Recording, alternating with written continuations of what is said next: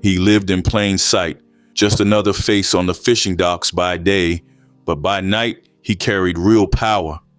By the time authorities finally tied him to 7 murders, it was already too late. The damage was done. Families were mourning, the country was demanding answers, and the pressure was closing in fast. Then, before a single charge could ever reach a courtroom, he was dead. No trial, no verdict, just silence, anger, and rumors that still won't go away. How someone so young rose to that level of influence and why his story ended so abruptly remains one of Trinidad's darkest mysteries. You see, on paper, Akini Dole Chadi Adams said he was just a fisherman. Real quiet, real simple, but at the same time, he was rolling around Port of Spain in a luxury Range Rover. That alone told the police everything they needed to know. This wasn't some man casting nets at sunrise. This was one of the biggest figures in the city's underworld, hiding in plain sight. And that right there is the bigger story. Trinidad and Tobago has been living with gang violence for decades, and it's not the kind that stays tucked away in dark alleys. It's woven into everyday life. These gangs don't just run corners, they run systems. They handle security, settle disputes, provide jobs, and fill gaps the government never really managed to close. So over time, they didn't just survive, they became part of the structure. To understand how it got this deep, you have to rewind a bit.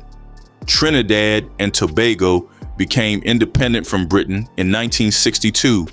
It's a two-party republic and a cultural crossroads, mainly split between Afro-Trinidadians and Indo-Trinidadians. But that history came with heavy baggage. Slavery and indentureship left wounds that never fully healed. A lot of scholars say those old traumas helped create a culture where violence keeps getting passed down, generation after generation.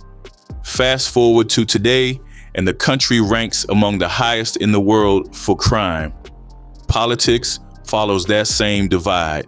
The People's National Movement leans socialist and draws most of its support from the African population.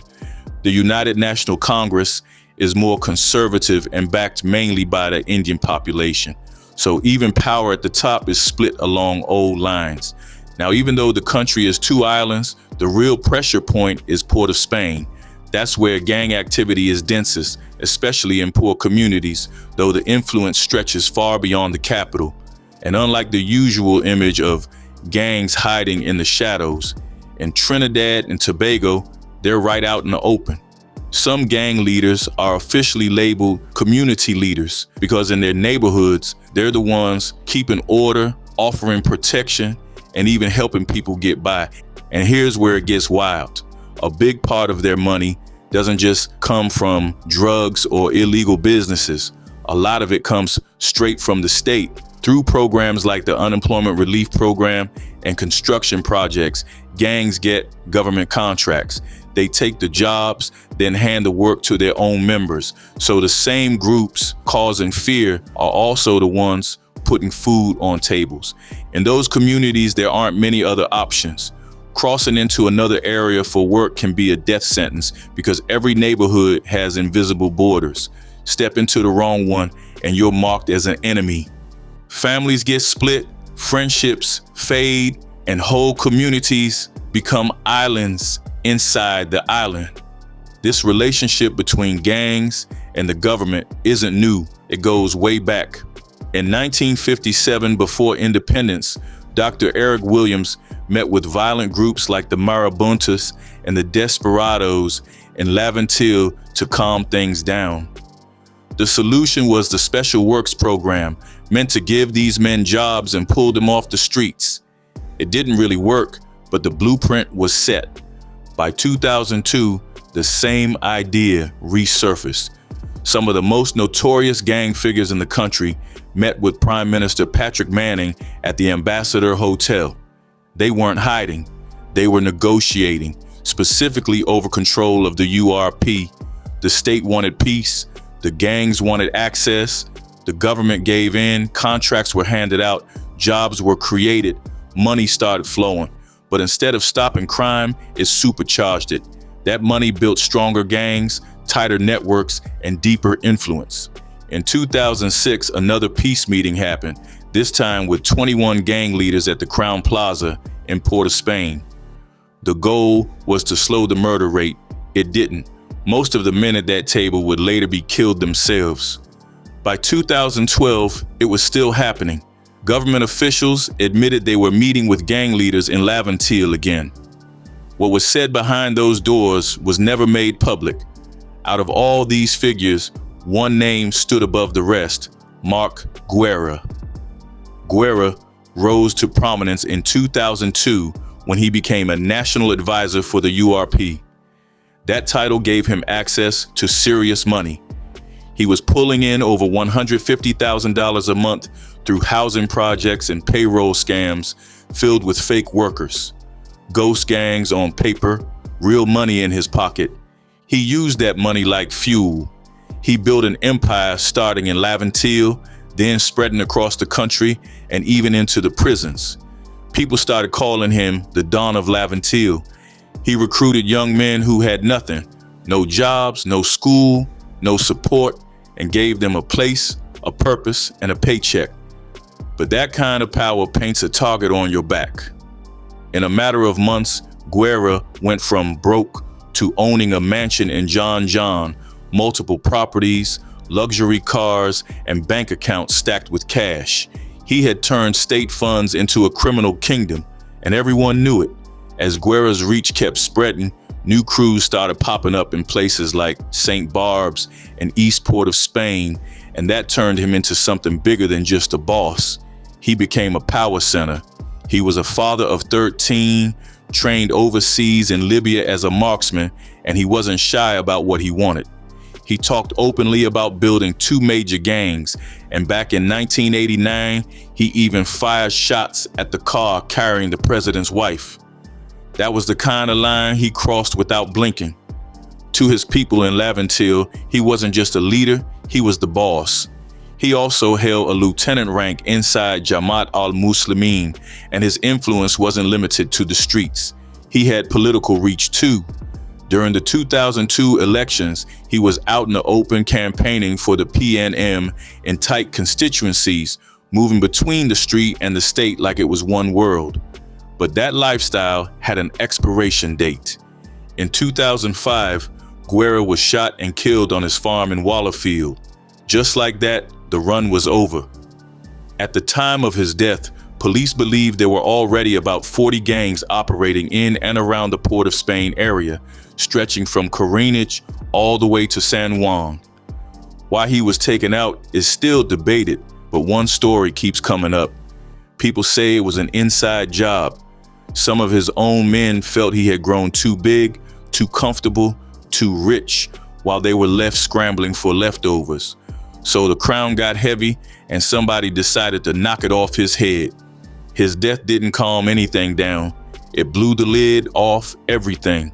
With Guerrero gone, there was no clear successor, just a wide open throne. Everybody wanted it. Crews turned on each other, violence spiked, and the fight wasn't just over drug routes anymore. It was over control of communities and the government money moving through programs like the URP. Out of that chaos came a whole new wave of gangs, and with them came a new level of crime. Kidnappings for ransom, murders, land grabbing, armed robberies. Then the deeper stuff, drug and gun trafficking, extortion rings, money laundering, prostitution, human trafficking, illegal quarrying. The streets didn't just get violent, they got organized. Even though there are now over 100 gangs across Trinidad and Tobago, most of them fall under 2 big umbrellas, the Muslims and Rasta City. Those names confuse people. They sound religious, but most members don't actually live by any faith. The name, the Muslims, comes from its historical link to Jamaat al-Muslimin, an extremist group with real political and militant roots.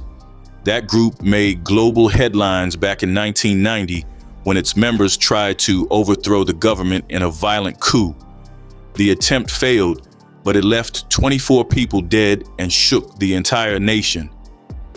Years later, in 2007, the name surfaced again, this time tied to a plot to bomb JFK Airport in New York involving men from Guyana and Trinidad.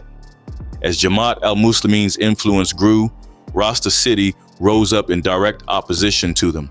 What started as resistance turned into rivalry, and that rivalry turned into a long, bloody feud. But even Rasta City couldn't hold itself together forever.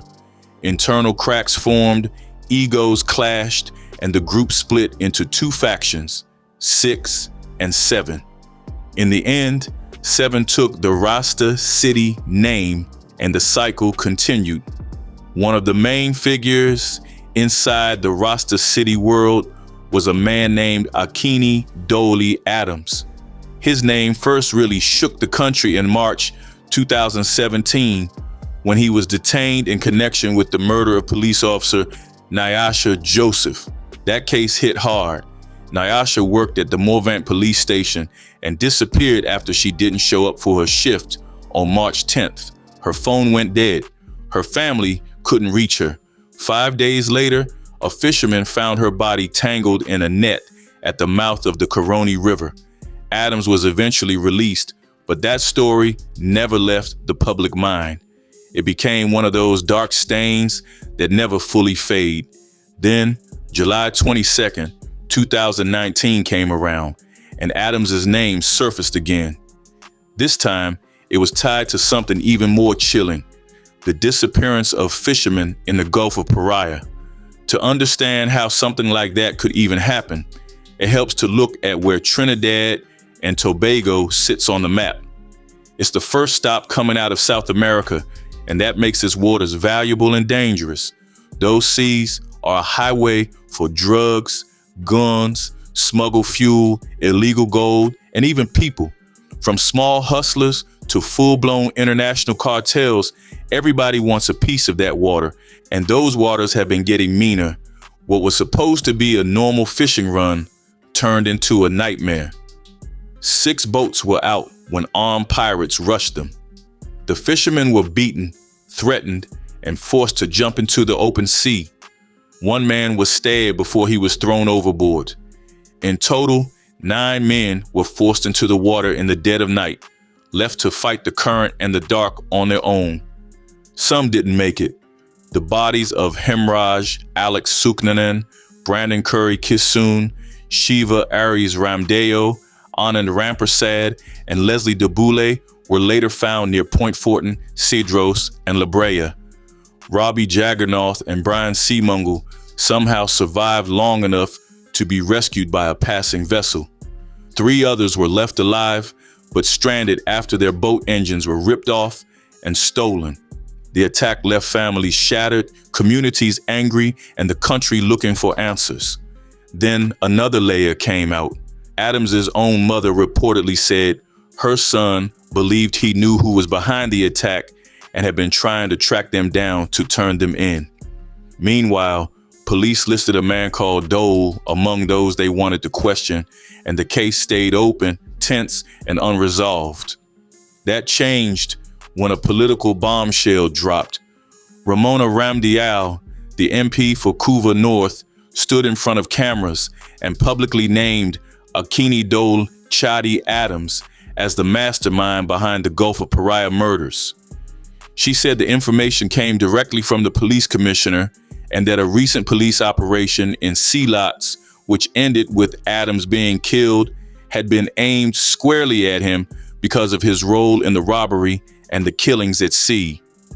She went further and said Adams controlled a specific jetty in Sea Lots. That same jetty is where police tracked down and recovered 4 stolen boat engines belonging to the murdered fishermen. Several arrests followed. The national security minister backed that up, saying the link wasn't guesswork. Intelligence pointed straight from the stolen engines to Sea Lots and to a specific criminal network operating there. So when police flooded Sea Lots by land and sea, they weren't just looking for one man, they were hitting an entire system. But before any of that could be proven in court, the story took a violent turn. On July 25th, 2019, Sea Lots exploded into chaos. Residents started coming forward saying the police had just killed one of their own at the fishing depot on Production Avenue. According to people in the area, it happened around mid-afternoon. They said Akini Dole Adams was near the depot close to his home when officers from SORT moved in on him. The story from the streets was grim. They claimed he was forced down to his knees and then shot. Some witnesses also said another man, known only as Bulls, was killed at the same time, though that part wasn't immediately confirmed. While the community was loud and emotional, the police were silent. For hours, there was no official explanation, no statement, no timeline, nothing. So the streets filled the gap with rumors. Almost immediately, people started tying Adams' death to the brutal hit in Las Cuevas, the one that left Vaughn San Mimirs, his wife Alika, and 2 other men dead inside their own home. Word on the ground was that one of the stolen fishing boats from the Gulf of Paria attack might have even been used in that operation. That Las Cuevas attack happened in the early morning, around 2:15 a.m. Sandman's house sat high up on School Street, built like a fortress.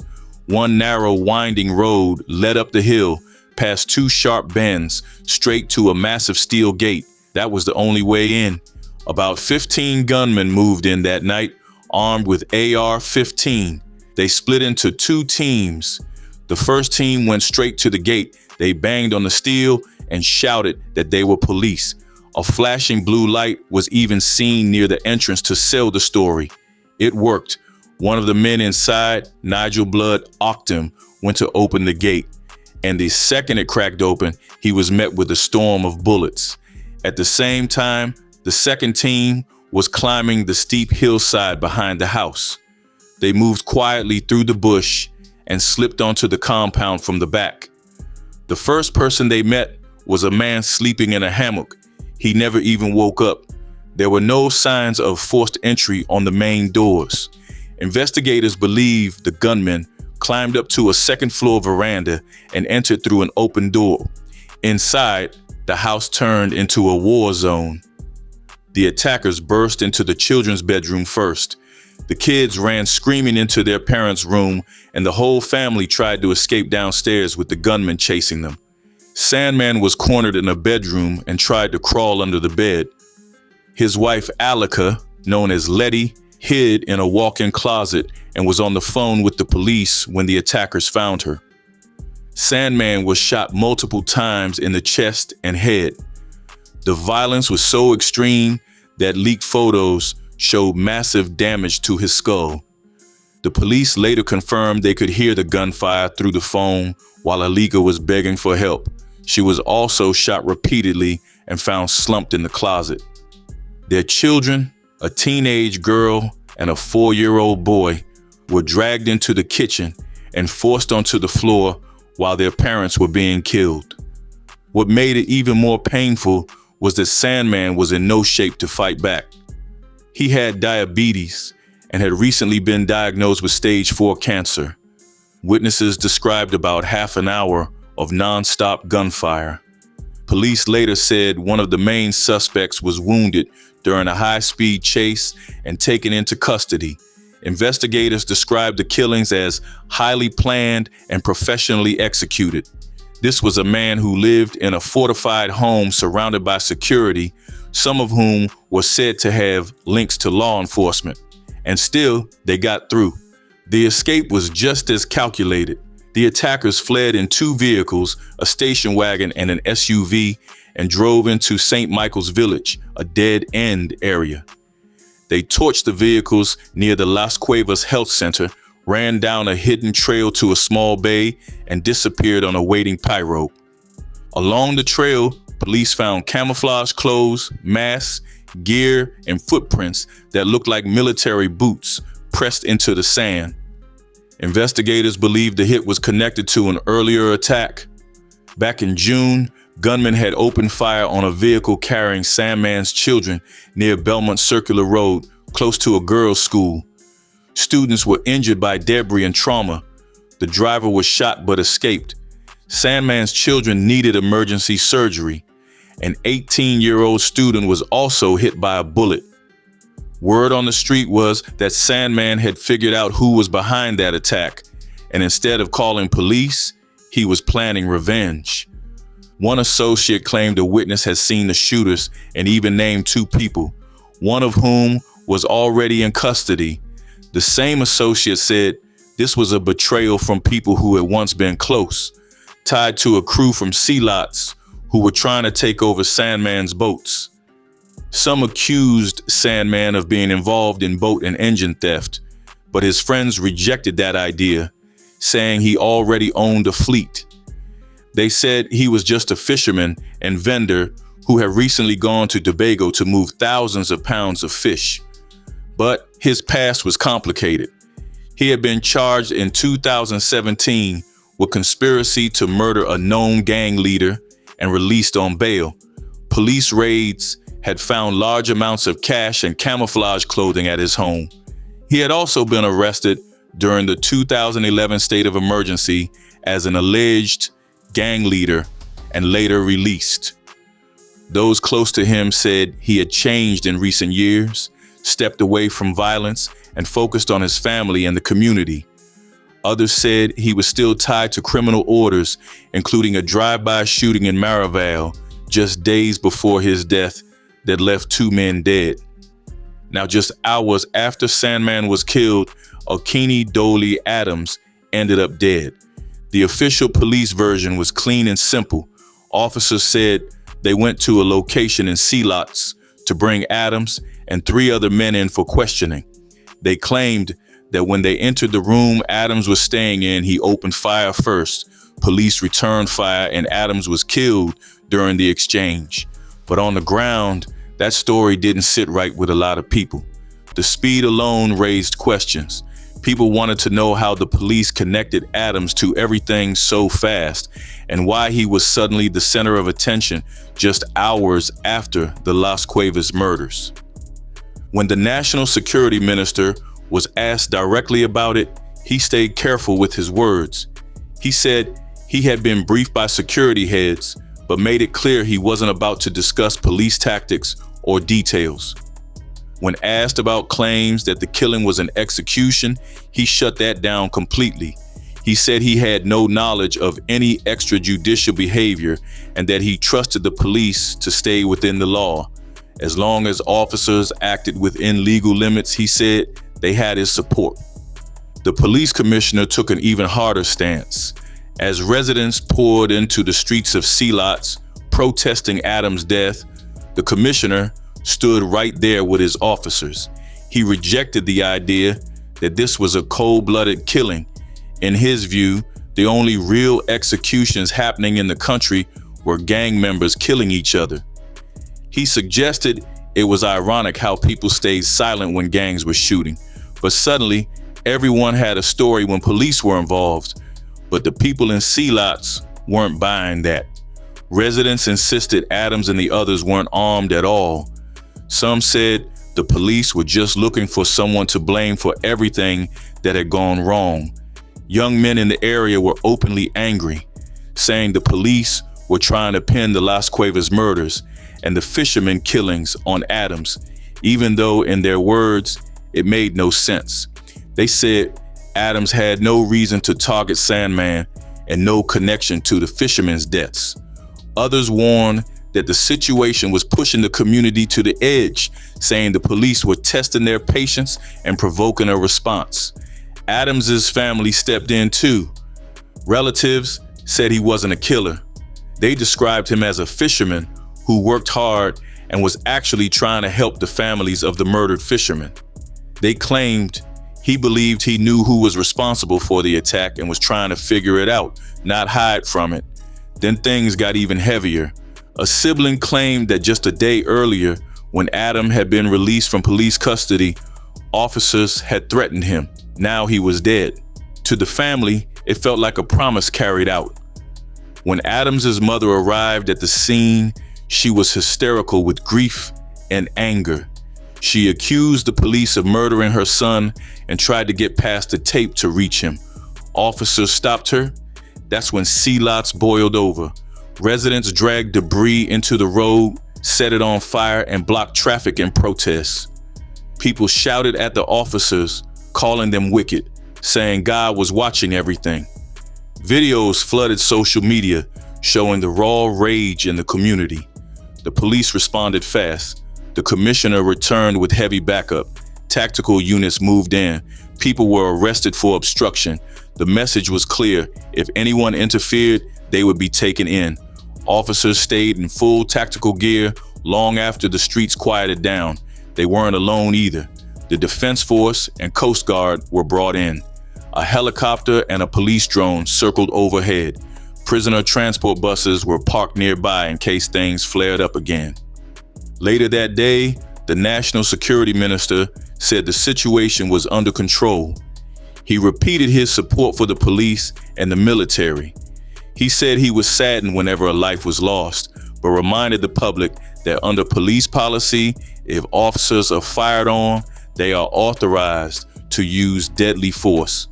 There were fears the unrest might spill onto the Beetham Highway and choke the city, but officials said that didn't happen.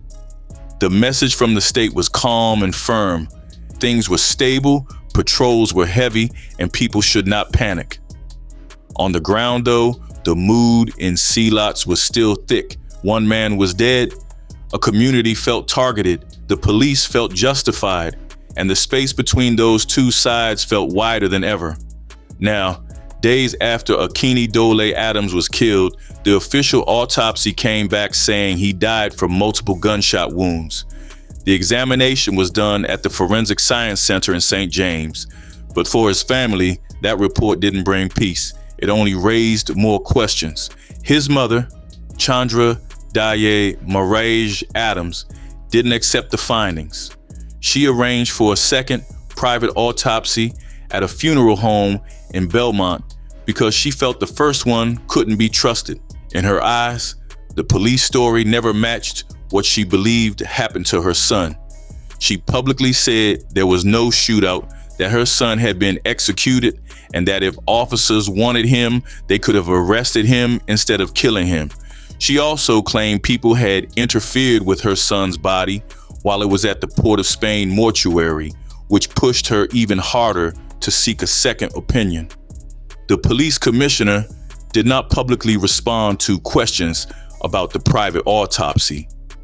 A relative of Adams also spoke out, saying the family fully believed he had been executed. They said he was not the type to run from police or fight officers, and that every time he had been detained before, he went quietly. The family believed an independent autopsy would show the angles of the bullets, how close the shooters were, and whether there was any gun residue on his hands. To them, that was the only path to the truth.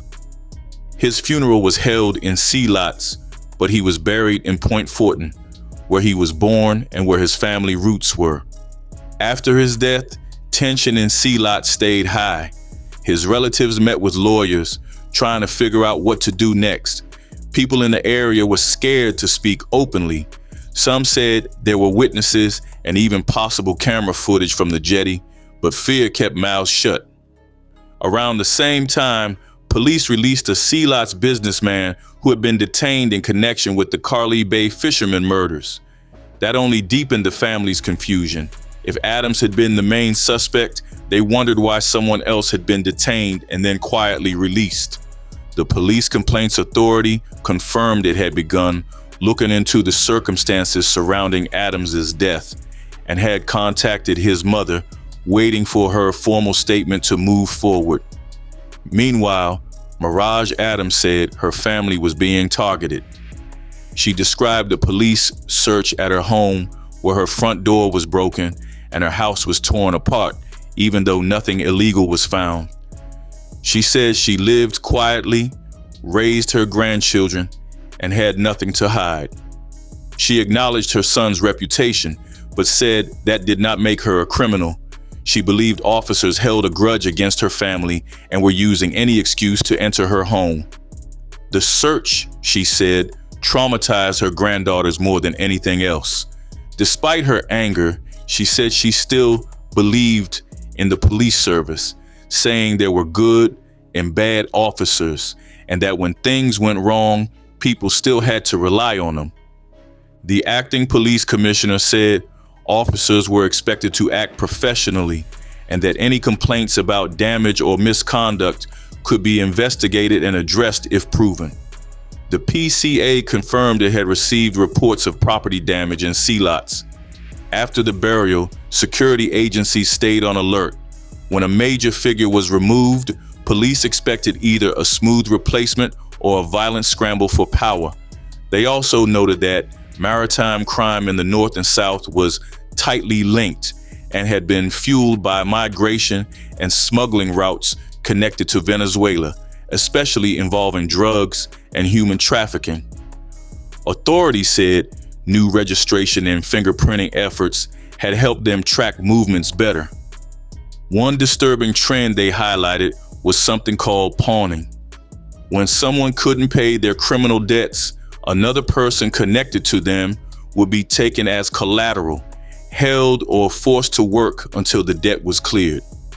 By then, Adams was gone, but the tension he left behind still hung heavy over sea lots, the courts, and the streets, a reminder that in that world, even death didn't end the story.